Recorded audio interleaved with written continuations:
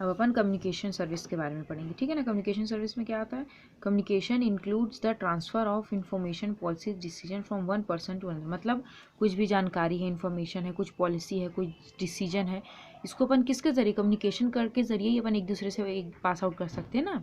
क्योंकि कम्युनिकेशन क्या होता है, अपनी व्यूज़ को दूसरे तक पहुँचाना किसी भी माध्यम से, ठीक है ना। include one person to another. Modern science and technology has brought a revolution in the field of communication. अब देखो टेक्नोलॉजीज इंक्रीज होती जा रही है, जिससे क्या हो रहा है, कम्युनिकेशन के फील्ड में बहुत रिवैल्यूएशन आ रहा है, ठीक है ना, रिवॉल्यूशन हो रहा है।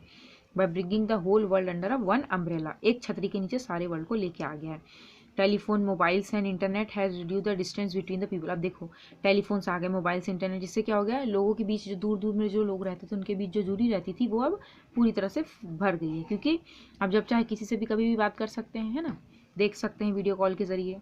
The postal departments, telephone and telecom department are playing an important role in the providing communication services. अब पोस्टल सर्विस, अब देखो अब टाइप्स ऑफ कम्युनिकेशन सर्विसेज पढ़ेंगे, ठीक है ना। सबसे पहले अपना क्या है, ये postal services. It in today's changing scenario businesses are becoming modern and postal services serve these business their several special services देता है, ठीक है ना। Post office helps business to transfer different letters, parcels, money and other material from time to time. अब देखो post office क्या रहता है, आपको सबको पता है, जहाँ से आप कुछ भी चीज़ आप भेज सकते हो, कहीं पे भी आपके पास आता है, बैंक का हो, कोई भी लेटर हो, कोई भी पार्सल हो, मनी हो, हर चीज़ आप पोस्ट ऑफिस के जरिए एक जगह से दूसरी जगह भेज सकते हैं किसी को भी।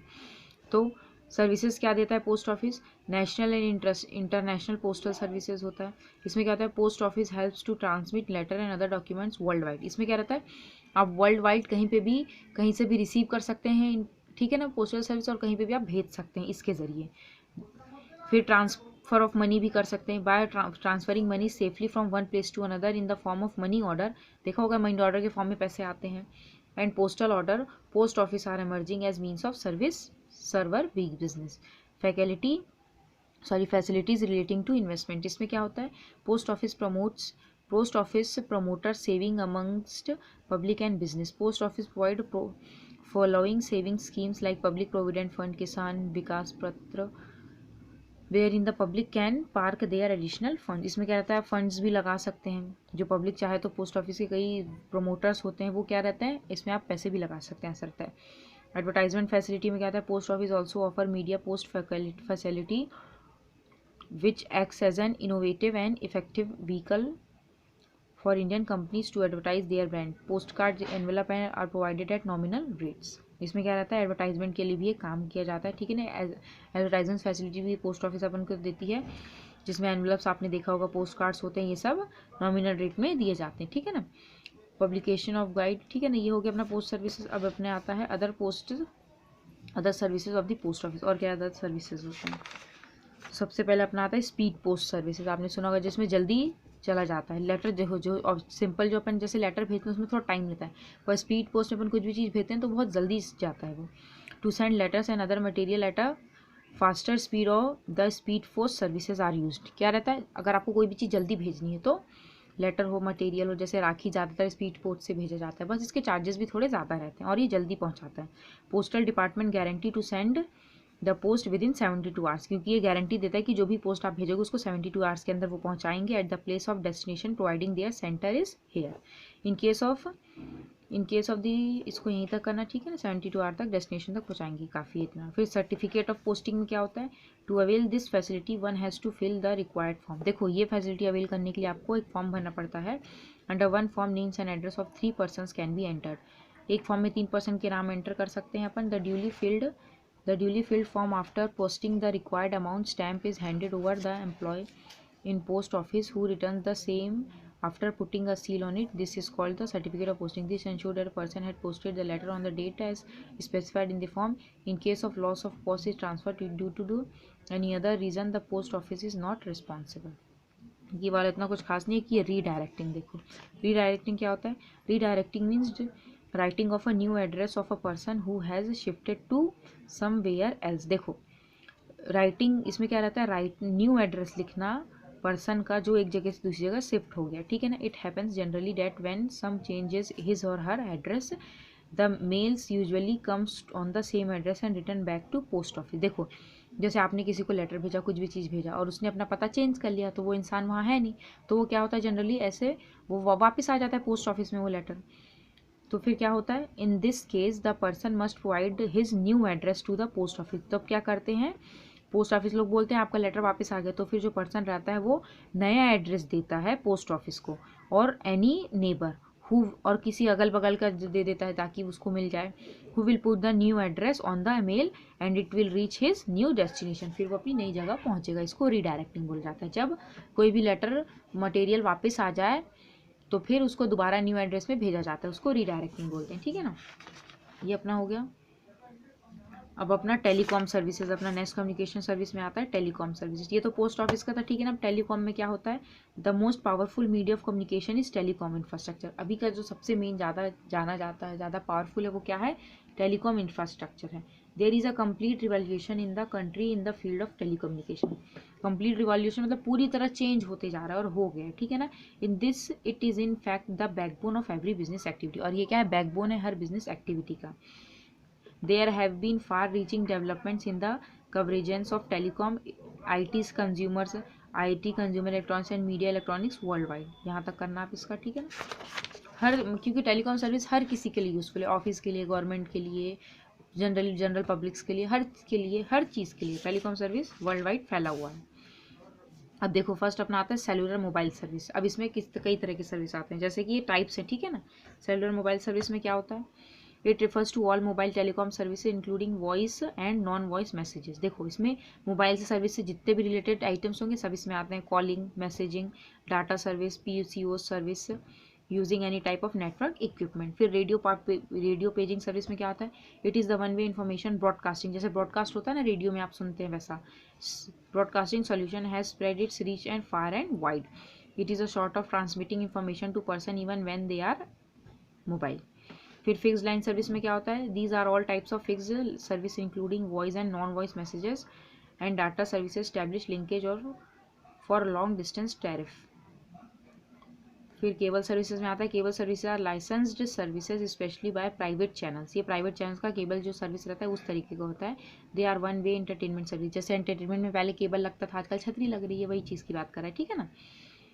फिर वीसेट सर्विस में क्या आता है, वेरी स्मॉल एपर्चर टर्मिनल में, it is a satellite leased communication service. ये सैटेलाइट लीज्ड होता है communication service. It offers to business and government agencies. ये बिजनेस और गवर्नमेंट एजेंसीज को ये दिया जाता है at a highly flexible and reliable communication solution in urban and rural area. It can be use to provide innovative application such as telemedicine, newspaper और online. तो business और इसके लिए रहता है, एजेंसीज के लिए रहता है, तो इसको बस यहीं तक करना। फिर DTH सर्विस में क्या आता है, it is called direct to home, ठीक है ना। इसका फुल फॉर्म देख लो, डायरेक्ट टू होम होता है service. It is a satellite based media. Satellite based media, तभी तो छतरी लगी रहती है, देखा होगा आपने। एक सैटेलाइट बेस्ड मीडिया होता है provided by cellular companies. One can receive media service directly through a satellite with the help of a small dish antenna and a setup box के जरिए आप इस फैसिलिटी को ले सकते हैं, ठीक है ना। अब recent trends in modern communication. अब रीसेंट जो ट्रेंड्स आए हैं नए मॉडर्न कम्युनिकेशन में, क्या है वो, फर्स्ट अपना है fax. In big business houses the end government office this service is very common. देखो जो बड़े बड़े बिजनेस हाउसेज जो गवर्नमेंट होता है उसमें ये सर्विस बहुत कॉमन होती है। It is based on electronic system. ये किस में बेस्ड रहता है, फैक्स इलेक्ट्रॉनिक सिस्टम में बेस्ड रहता है। Actually it is use to send record message. Fax इसलिए यूज़ किया जाता है सेंड करने के लिए, रिकॉर्ड करने के लिए किसी मैसेज को, in the form of letter, handbills, statement and even files. हर तरह की चीज़ को अपन फैक्स के जरिए भेज सकते हैं। इट कैन बी, बस वो रिटर्न फॉर्म में होना चाहिए, ध्यान रखना, ठीक है ना। कोई मटेरियल नहीं, फैक्स के जरिए भेजना है तो। इट कैन ऑल्सो भी यूज डे एंड नाइट कभी भी यूज़ कर सकते हैं। From any place to the of the world, कहीं पे भी वर्ल्ड के किसी भी जगह से अपन इसको फैक्स को यूज़ कर सकते हैं। फिर नेक्स्ट अपना आता है इंटरनेट। इसमें क्या होता है, internet is a world wide network facility. ये क्या है, वर्ल्ड वाइड नेटवर्क फैसिलिटी है to provide of computers connected through telephone lines and with modem. इसमें क्या रहता है, इंटरनेट फैसिलिटी में क्या करते हैं, कंप्यूटर को कनेक्ट किया जाता है, एक जो मॉडम रहता है ना, आपने देखा होगा, उससे कनेक्ट किया जाता है। Modem is an electronic device, जैसे अब राउटर लगाते हैं ना उसकी बात कर रहे हैं। इलेक्ट्रॉनिक डिवाइस होता है which converts the computer data into audio signals. It is a service of communication and sharing information from with the number of people over the world. यहाँ तक करना। फिर ईमेल आता है। ईमेल क्या होता है, this is also one of the technique on computer to send message. Email भी क्या एक टेक्निक होता है कंप्यूटर के जरिए मैसेज भेजने का, ठीक है ना। It has a unique way of communicate people all over the world 24 hours a day without making the reception to be present at the time of receiving the message. 24 hour world में कहीं पे भी अपन इसको भेज सकते हैं, यहाँ तक करना है 24 आवर तक। उसके बाद है through email message can be send within minutes, minute में भेज सकते हैं किसी मैसेज को to anywhere to anyone. Email is the fastest mode of transmitting message, moreover the send message can be stored to future reference. इसको यहीं तक करना है, ठीक है ना, काफ़ी है था। अब अपना नेक्स्ट सर्विसेज आएगा, वो क्या होता है अपना ट्रांसपोर्टेशन सर्विसेज, ठीक है ना। ट्रांसपोर्टेशन तो सबको पता है, किसी भी सामान को एक जगह से दूसरी जगह ले जाना ट्रांसपोर्ट की हेल्प से। Means of transport include all the modes which help of transfer of people का ट्रांसफर कर सके, गुड्स का, किसी भी इंफॉर्मेशन का, ठीक है ना। Transportation include freight service along with. अब ट्रांसपोर्टेशन में क्या आता है, फ्राइट मतलब भाड़ा होता है, ठीक है ना, तो भाड़े की सर्विसेज लगता है उसमें, जो भी किराया लगता है वो, along with supporting and ancillary services. Hindrance क्या होता है, रुकावटें क्या रहती है ट्रांसपोर्टेशन, वो भी देख लेंगे। They facilitate the movement of new material of factories to finish good, मतलब मटेरियल का मूवमेंट, किसी इंसान का मूवमेंट, हर तरह का मूवमेंट होता है ट्रांसपोर्ट के जरिए। अब देखो forms of modes of transport में आपको देखना है, ठीक है ना। कितने मोड्स ऑफ ट्रांसपोर्ट्स होते हैं, 3 मोड्स ऑफ ट्रांसपोर्ट्स होते हैं। फर्स्ट होता है लैंड ट्रांसपोर्ट, वाटर ट्रांसपोर्ट और एयर ट्रांसपोर्ट। लैंड को सबको पता है, जो लैंड में चलता है। रोड ट्रांसपोर्ट में man, animal, vehicle running with petrol, diesel, gas, उसमें रेल आता है। रेल ट्रांसपोर्ट में पैसेंजर ट्रेन, गुड्स मतलब जो सामानों की ट्रेन रहती है, वो मालगाड़ी सब होती है ना। और पाइप ट्रांसपोर्ट सबको पता है, जो पाइप के जरिए, टनल के जरिए आता है, जैसे ट्रांसपोर्टेशन ऑफ गैस, वाटर, ये सब। अब वाटर ट्रांसपोर्ट क्या होता है, जो वाटर के जरिए चलता है। Inland water transport, steamer, boat जो पानी के ऊपर चलता है, सी है ना, सी ट्रांसपोर्ट, शिप्स, ये सब। एयर ट्रांसपोर्ट, एरोप्लेन्स, एयरबस और हेलीकॉप्टर्स, ठीक है ना, ये मोड्स हो गए। अब अपना इंपॉर्टेंट क्या होता है, ट्रांसपोर्ट सर्विसेज का क्या इंपॉर्टेंस होता है। Ensure optimum utilisation of natural resources. देखो ट्रांसपोर्टेशन से क्या होता है, नेचुरल रिसोर्सेज का ऑप्टिमम यूटिलाइज होता है। कैसे, by transferring the resources from one place where they are not usable. अब देखो जहाँ पे खदान है, जाहिर सी बात नहीं कि वहीं पे उसको यूज़ किया जाए, उस रिसोर्सेज को, उसको फैक्ट्री में ले जाया जाता है ना, जहाँ वो यूज़ होता है। तो ट्रांसपोर्टेशन के जरिए उसको एक जगह से दूसरी जगह ले जाया जाता है, जहाँ पे उसका यूज़ होता है। डिमांड एंड सप्लाई इक्विलिब्रियम, मतलब डिमांड और सप्लाई दोनों बराबर रहते हैं ट्रांसपोर्ट के जरिए। क्यों, क्योंकि आप गुड्स को सही टाइम पे जब मार्केट तक पहुंचाओगे तो डिमांड भी बराबर रहेगा और सप्लाई भी बराबर रहेगा, जिससे कंटिन्यूसली सप्लाई और डिमांड चलता रहेगा, है ना। मार्केट ऑफ प्रिसेबल गुड्स में क्या होता है, the various means of transport makes is possible to market perishable goods at the right time. इसमें क्या रहता है, जैसे मार्केट में किसी गुड्स की जरूरत है, ट्रांसपोर्ट जरिए क्या रहता है, वो इजिली वो गुड्स अवेलेबल होती है, ठीक है ना। लार्ज स्केल प्रोडक्शन में transport helps to bring coordination amongst all the factors of production. Transport से क्या होता है, सारे जो फैक्टर्स ऑफ प्रोडक्शन रहते हैं उनके बीच में कोऑर्डिनेशन आता है, एंड दस contributes in large scale production, और जिससे किस में कंट्रीब्यूट करता है, लार्ज स्केल प्रोडक्शन में कंट्रीब्यूट करता है, ठीक है ना। मोबिलिटी ऑफ लेबर में क्या आता है, जैसे लेबर में आपने देखा होगा बड़े बड़े फैक्ट्री जो साइट्स होते हैं, वहाँ पे लोग रहते नहीं है, तो एक जगह से दूसरी जगह उनको ले जाया जाता है, तो वही बोल रहा है labour can move easily from one place to another in reach of employment के जरिए भी, एम्प्लॉयमेंट के लिए कहीं भी वो रीच कर सकते हैं। इंक्रीज इन एम्प्लॉयमेंट अपॉर्चुनिटी भी बढ़ाता है। कैसे, means of transport contribute in increasing employment opportunity directly and indirectly. अब देखो, अब कहीं भी आप इजीली जा सकते हैं काम की तलाश में, काम ढूंढने, काम करने, तो इससे एम्प्लॉयमेंट अपॉर्चुनिटी भी बढ़ती है। लोकलाइजेशन में transport contributes a lot towards localisation of business houses as they get all the factors easily through transport. ये 6 पॉइंट तो काफ़ी है, 5, 6.7 को इतना ज़रूरत नहीं है रहने की। अब फिर अपना लास्ट सर्विस आता है जो होता है वेयर हाउसिंग सर्विसेज, ठीक है ना। वेयर हाउसिंग क्या होता है, गोदाम को बोला जाता है, ठीक है ना। वेयर हाउस किसको बोला जाता है, गोदाम को, जो बड़े बड़े गुड्स जो रहते हैं उसको एक जगह इकट्ठा करके रखा जाता है। Storage of goods become possible by warehousing, क्योंकि जो गुड्स बनते हैं वो बल्क में बनते हैं, एक सब बहुत ज़्यादा बनते हैं, और उसको एक साथ रखने के लिए वेयर हाउसिंग की ज़रूरत पड़ती है, ठीक है ना। इसमें है warehouse in establishment of for the storage और एक्यूमुलेशन ऑफ गुड्स, मतलब स्टोर करके रखना है, गुड्स को एक्यूमुलेट इकट्ठा करके रखते हैं वेयर हाउस में, ठीक है ना। Warehousing is a group activity related to storage and preservation as well as processing of stored goods like assembly, grading and packing. अब देखो वेयर हाउसेज में एक तो इकट्ठा करके भी रखा जाता है, और चाहे तो अपन उसको असेंबल करें, पैक करें, ग्रेड करें, ये सब भी उसमें किया जाता है वेयर हाउस में। अब इंपॉर्टेंट क्या होता है, वेयर हाउस की क्या ज़रूरतें होती हैं। फर्स्ट होता है सीजनेबल प्रोडक्शन। इसमें क्या होता है, there are some commodities which are produce in a particular season but demanded throughout the year like wheat, rice. अब देखो ये क्या है, वीट, राइस, ग्राम, पल्सेस, ये सब क्या है, 12 महीना चलने वाली चीज़ें हैं, पर इसका प्रोडक्शन हर समय नहीं होता। सीजन में होता है, तो इसको प्रोडक्शन करके एक जगह रखने की ज़रूरत पड़ती है जिससे कि सप्लाई आप इजीली कर सकें, ठीक है ना। अब सीजनल डिमांड में क्या हो गया, तो सीजनल प्रोडक्शन वाला हो गया, जो सीजन में सीजन का प्रोडक्शन होता है पर सप्लाई 12 महीना चलता है। अब सीजनल डिमांड में क्या आता है, certain products are manufacture throughout the year, but अब देखो ऐसे प्रोडक्शन को, जो ऐसे प्रोडक्ट होते हैं जिनका production throughout the year हर साल करना पड़ता है, बट उनकी डिमांड सिर्फ सीजन के टाइम आती है, only during particular season, such as जैसे वूलन क्लोथ हो गया, क्लोथ्स हो गया, कूलर, अम्ब्रेलास एक्सेट्रा, ये तो चलते बनते रहेंगे, हर पूरे साल बनते रहेंगे, ठीक है ना। पर इनका डिमांड कब आता है, जब जैसे वूलन क्लोथ की डिमांड है तो ठंडी के समय आएगी, कूलर की डिमांड है गर्मी के समय आएगी, तो ये सब चलते रहते हैं प्रोडक्शन, पर डिमांड एक समय के लिए आती है, तो भी रखने के लिए, स्टोर करने के लिए जगह चाहिए ना। फिर नेक्स्ट क्या आता है, for equilibrium in demand and supply, इसमें क्या होता है, warehousing is necessary to maintain equilibrium in demand and supply to price of goods are stabilising by regulating the supply of goods as per the requirements of the consumer. अब देखो goods बना के आप एक जगह इकट्ठा करके रखोगे तो डिमांड आएगी, आप वैसे ही सप्लाई करते जाओगे, जिससे क्या रहेगा, जो प्राइस होगा गुड्स का वो स्टेबल रहेगा। कभी कभी ऐसा क्या होता है, गोदाम में जो मतलब स्टोर करके रख लेते हैं, तभी तो आपने देखा होगा जैसे प्याज का रहता है, कमी नहीं रहती प्याज की, वो क्या करते हैं प्याज को ऐसे अपना स्टोर करके रखते हैं, मार्केट में वो आने नहीं देते, जिससे क्या होता है, कम पड़ जाती है प्याज और इससे रेट भी उसका बढ़ जाता है। इसीलिए डिमांड सप्लाई को बराबर रखने के लिए इसको वेयर हाउस फायदे देता है, ठीक है ना। क्वालिटी ऑफ गुड्स में there are certain commodities which are stored for a longer period so that their inherent quality converted into the best, like rice, honey, wine etcetera. अब देखो कुछ ऐसी चीज़ें भी होती हैं जिनको जितना रखा, जितने साल आप रखा जाए उतना ज़्यादा वो उसकी क्वालिटी बढ़ती है, मतलब वो जितना पुराना वो उतना अच्छा, जैसे राइस जितना पुराना है उतना अच्छा है, हनी, वाइन, तो इनके लिए भी वेयर हाउस की बहुत ज़रूरत पड़ती है क्योंकि उनको रखना है स्टोर करके सालों साल के लिए।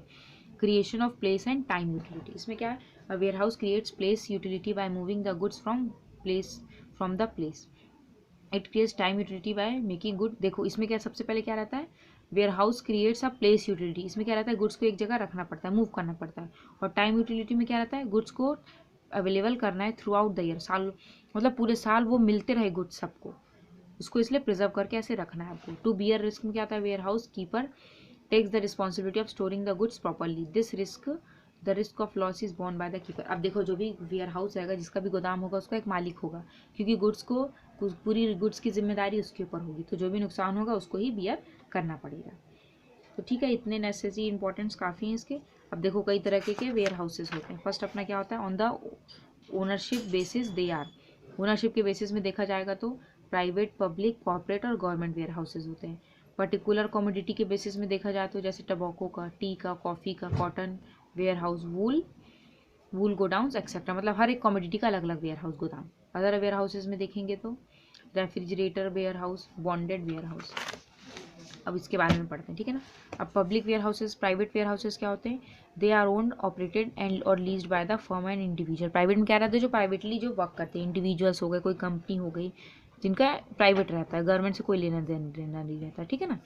The benefit of private warehousing include control, flexibility and other benefits like improve dealers.